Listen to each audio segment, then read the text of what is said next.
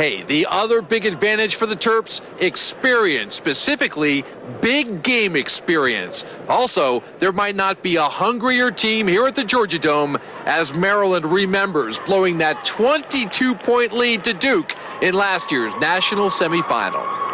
So you think you've got what it takes to become a Cameron crazy?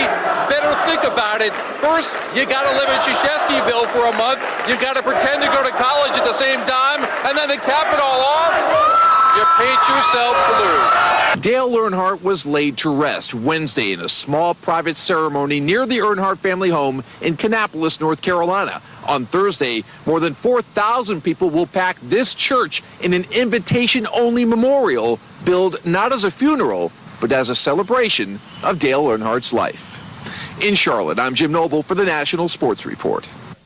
Welcome back to Greenville, South Carolina. Georgia Southern blanking Furman in the second quarter, 14-0. You know, Mike Seawack is in his rookie year as head coach at Georgia Southern, and what a coaching legacy this guy has to live up to. Of course, it all began with Irk Russell, the original Georgia Dome, who resurrected the program in 1982. 3 national titles for Irk in 85, 86, and 89. Who won the BCS road trip giveaway? Hi everybody, Jim Noble here at Dolphin Stadium to award the grand prize in the BCS Road Trip Giveaway. One of these 3 lucky contestants is about to drive off in the ultimate truck, a 2009 Ford F-150. Now here's how they can do it. This truck is equipped with Ford Work Solutions. Its exclusive tooling technology can tell you when your tools are missing. We loaded the bed of this truck with toolboxes, and only one of them is tagged as the winner. Now in each round, our contestants will remove 1 box each, and the truck is actually going to tell us if the winning box has been removed. Now at that point, the guys will open them up and we will find out which one is our grand prize winner. Guys, you ready? Woo! Yeah! All right, let's get this thing started. Go! All right, the winning box is still in the truck. Guys, you ready for round 2? There it is. We have got a winner. And the winner is Cody. Oh, congratulations. Woo!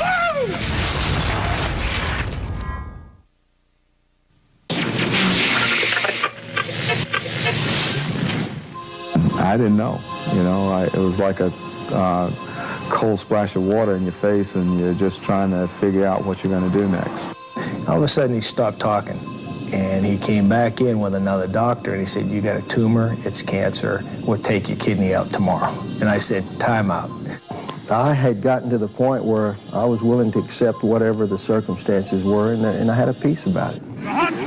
There was no playbook, no coaching manual for fighting their biggest opponent, cancer. But the Carolina Panthers could probably write one now.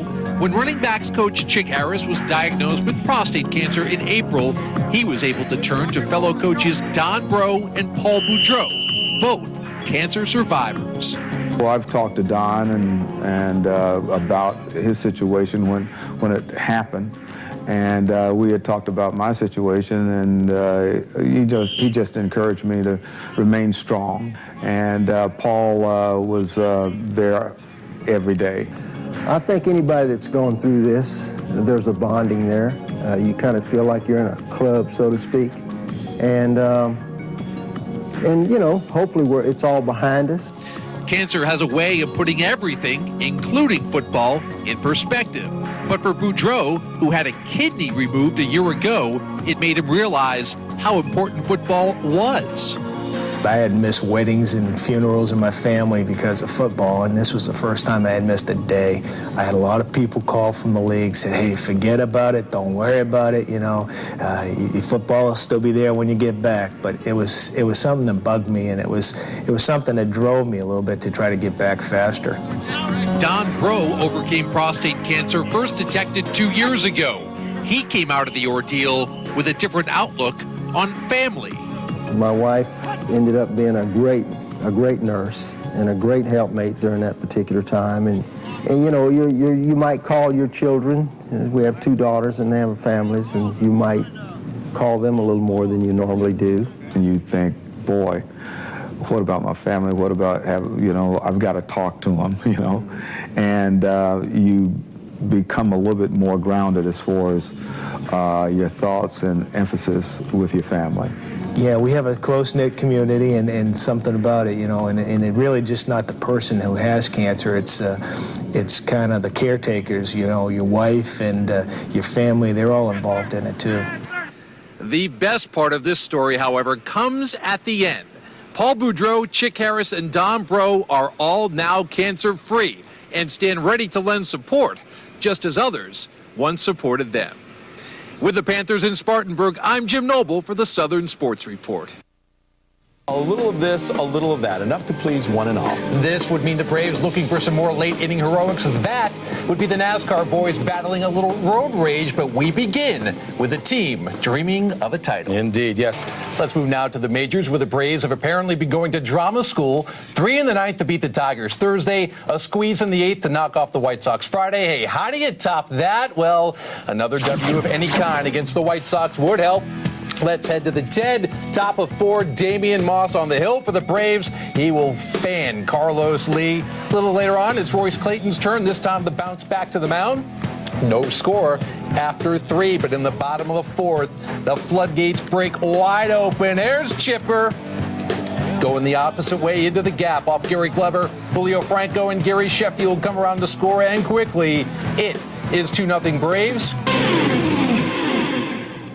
Welcome back. It'll be a unique Sunday on NASCAR's Winston Cup circuit. One of only 2 times during the long, usually oval-shaped season that the Cup guys hit the road. Yeah, it's Sears points.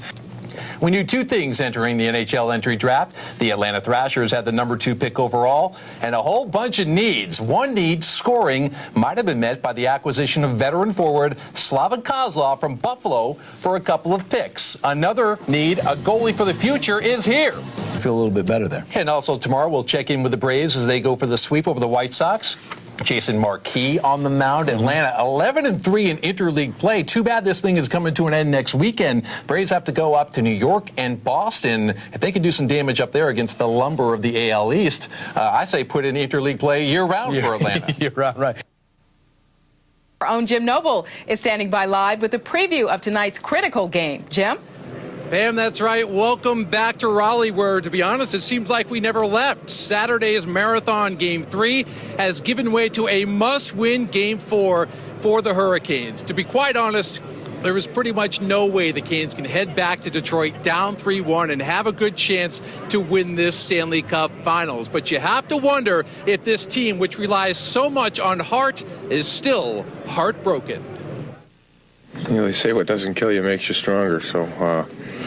we talked about the start. You know, we're ready to play a 7-game series, and we focus on the task at hand. And this one's behind us now. There's nothing we can do to change the outcome, but there's something we can do for Monday night, and that's what our focus, and we'll be ready for that one.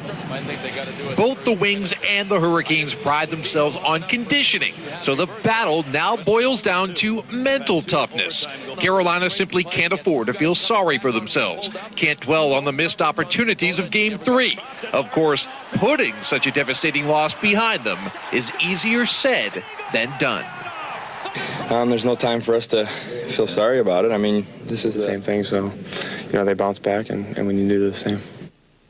Well, how easy that will be remains to be seen. For a look inside the so-called enemy camp. He's surrounded by friendlies, though. We turn to Trevor Thompson of Fox Sports Net Detroit, who covers the Red Wings. And Trevor, in direct contrast with the way the Canes feel, I imagine the Wings are feeling pretty good about themselves. The Wings are definitely a confident. I don't think they'd pass up that opportunity. All right, well, I tried to make a wager with Trevor, but I realized, A, I didn't bring enough money, and B, that would be illegal. So we're going to send it back to you, Pam. For Trevor Thompson, I'm Jim Noble. Let's send it back to Atlanta. All right, fellas.